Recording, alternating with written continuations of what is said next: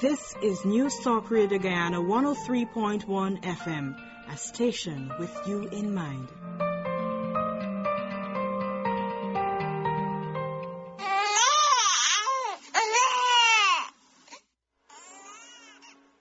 World Breastfeeding Week 2021 is being observed from August 1 to 7. This year, the theme is Protect Breastfeeding, a shared responsibility. During this week, we are chatting with representatives of the Food Policy Division of the Ministry of Health. In today's conversation, we focus on complementary feeding. Let's welcome our guests, who are Dinte Conway, the Director of the Food Policy Division of the Ministry of Health, and Oshea Jack, Community Nutrition Officer. I'm your host, Jessica Dahl. Ladies, welcome. Jessica, for having us here today. You're most welcome. So even as we look at the topic of complementary feeding, what really is complementary feeding? So, we recommend exclusive breastfeeding for the first 6 months of life, right? So that's without any water, without any juice, anything else except the breast milk. But as the baby gets older from 6 months, the breast milk alone is not enough. Right? They need a little more energy as they're growing, and they're growing rapidly. So complementary feeding it's a type of food that you give them from the pot, maybe the family pot. And there are particular amounts and so that you have to start feeding them foods other than breast milk. The breast milk is definitely not enough, sufficient for them. So just to be clear on the age when complementary feeding can happen. So complementary feeding, as it says, complement. So it's complementing breastfeeding. So we're not giving up totally on breastfeeding. So it starts from 6 months of age. So it's the complementary foods, as Ms. Conway said, it's food from the family pot along with breastfeeding. So from 6 months, you can serve 2 to 3 times a day. From 6 to 8 months, and it increases gradually 3 to 4 times daily between 9 to 11 months and 12 to 24 months. You can add additional healthy snacks, and basically you're not going, because most persons think when you start complementary foods you have to go and buy expensive foods, you have to get specific fancy branded foods for the baby, but it's not so. It's your breast milk along with everything that you give to your other family members, but just that it's prepared a bit differently, catering for the age of the child. Okay, and are there limitations to what you can feed a child in terms of food? So we certainly don't recommend junk food, right? Junk food as in corn curls, cheese stick, potato chips and so. We want it to be food from the family pot. So if you're cooking kalu, you can boil like a potato, get the kalu, crush it up. Because they don't have teeth and so on, because their stomachs are still small, we want you to mash it, crush it, puree it. Fruits, pawpaw, whatever is in season, mangoes, and so you can puree and start to give them after the 6 months. But really, don't buy junk to start feeding a baby, because remember your baby's now developing their taste buds. We want to start introducing healthy foods to them, in addition to the breast milk. So it's important that you start off with foods from your house, from the family pot. And even as you transition to complementary feeding, are there any changes that a mother should expect in the baby, probably them refusing to transition? Are there any challenges in that regard in terms of transition? Yeah, so every baby is different. Some babies will respond well to getting foods, and I think the majority of them, we haven't really had a lot of cases where babies don't want to have that complementary food. Majority of them respond well. Some of them need a little more coaxing because they get so attached to you and the breast milk. They give you a little more difficult time. You just have to be very patient. Having a baby is a lot of patience, right? A lot of love. They can't talk to you, so you have to be patient and try it. If they don't want something one day, try something else. keep trying different foods. Don't just try to force them with the same thing.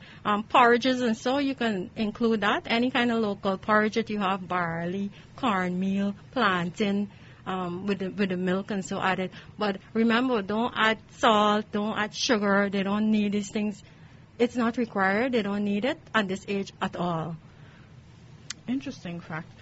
And even as we continue to talk about complementary feeding, can you guys give our listeners guidelines into safe preparation of the food and storage as well? Okay, so it's important to know too that based on the age of the child, you try to avoid giving them like chunks of food. Maybe until the baby is around 12 months, you can introduce certain types of food like nuts. You try to avoid those kind of foods that will cause choking. Preparation, we encourage you to do it as safe as possible. Washing your fruits and vegetables before preparing, making sure that your equipment, the area that you're preparing the baby, because remember, the baby or a child is very small and they can be easily infected with any kind of diseases. So it's important to have the preparation area safe as well as the utensils that the child will be using. Also to do with caregivers, because I know a lot of women work and they take the babies to some kind of caregiver. We'd really like to encourage the caregivers to, before feeding babies and so, to make sure you wash your hands before every meal. Make sure the utensils, as Oshea said, are clean, So as parents, we want to just give the caregivers that added little nudge to do these things. Okay, thank you very much. We talked a lot about complementary feeding, but what happens when there's no complementary feeding at the time that you guys recommend, when that doesn't happen and the mother feels that the breast milk is sufficient for the child? Are there any complications to that decision?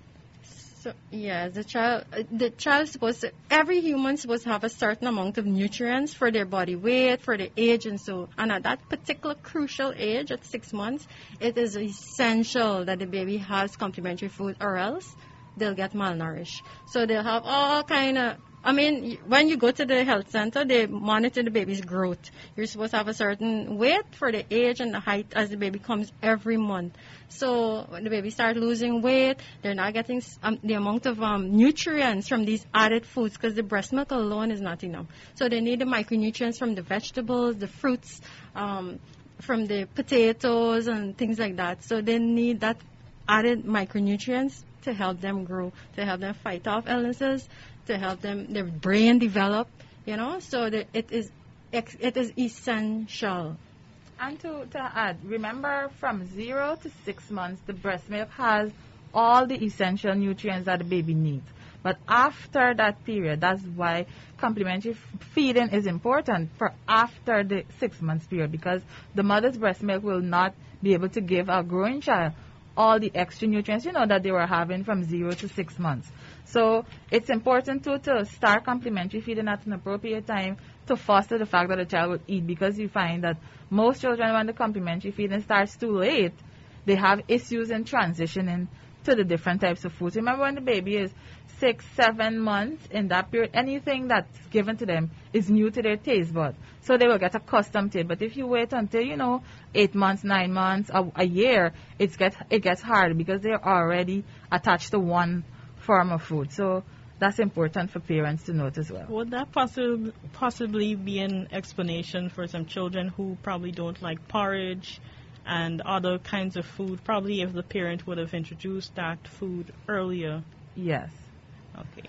And the thing to remember is that you have to make, because remember, the baby, when you breastfeed, you hold the infant close to you, that extra cuddliness is there. So, when transitioning to complementary foods, you have to make sure the same extra care, the same love is shown, because most times what happens when children start to eat, it's a battle. So you try to make mealtime a happy time. So they will still be breastfeeding and they having these complementary foods, but you make it enjoyable for the children, because that's a barrier to why some children don't like eating at all too. All right, thank you very much, Ms. Jack. Ms. Conway, you were saying earlier that parents should avoid putting salt and sugar. Are there any other items that you would like to warn them against putting into the complementary? So salt and sugar, all those kind of seasonings that we add to our foods, highly spiced foods, just the various, they don't really need that at this age. So if you're cooking your pumpkin, you're cooking your kalu, before you add in all those things, if you could take it out, take out a little bit of, because there's not a lot they need, really. When you visit your health center and so, they will tell you the amounts that you need. So you just take out that for the day before you add and the extra oil.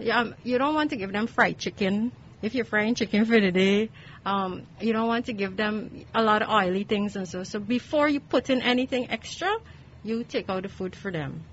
All right, thank you very much. And even as we wrap up for today, is there any message you'd like to leave with our listeners? So we really recommend exclusive breastfeeding to all mothers for the first 6 months, but it's important that you follow your the guides and so on, the advice from your healthcare workers about complementary feeding at the appropriate time, the right time, that is from 6 months and beyond. And two, it's important to continue breastfeeding because remember, breast milk has all the right nutrients from birth to 6 months. So keep breastfeeding and add your complementary feeding, as Ms. Conway said, at the appropriate time, at the appropriate age. One question that I have, you recommend exclusive breastfeeding up to 6 months, but is there like a limitation, like when breastfeeding should stop? So it says exclusive up to 6 months, but then you can go up to 2 years and even up to 5 years. It's fine, it's okay, but not exclusive. They need that extra food, but it's fine, and it's really, really good for bonding. And so we know of 3-year-olds and so going to nursery school that are still breastfeeding, and there's absolutely nothing wrong with that. Because the thing is, Ms. Conway, as the child grows, the breast milk changes the nutrients to cater for that specific age of the child. So at 2, it caters for a 2-year-old. It changes when the child is 2.5. So the breast milk caters for a certain amount of nutrients for the child, along with the family foods. The body is amazing. Yes, it is. So if our listeners, they have any follow-up questions, is there a number that they can call to find out? To Ministry of Health Food Policy 223-9703. You can call anytime during working hours to get any advice that you need. If you're pregnant, you plan to be pregnant, you have a baby, you have challenges, you can call us. All right. Thank you very much. Thank you too, Jessica. You're most welcome.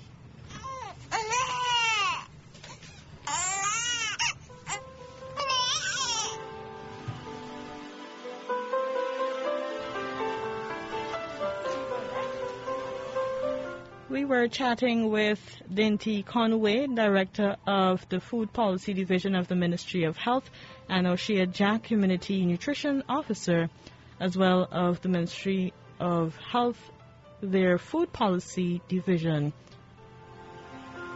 Today we focused on complementary feeding as we continue to mark World Breastfeeding Week 2021. The theme is Protect Breastfeeding, a Shared Responsibility.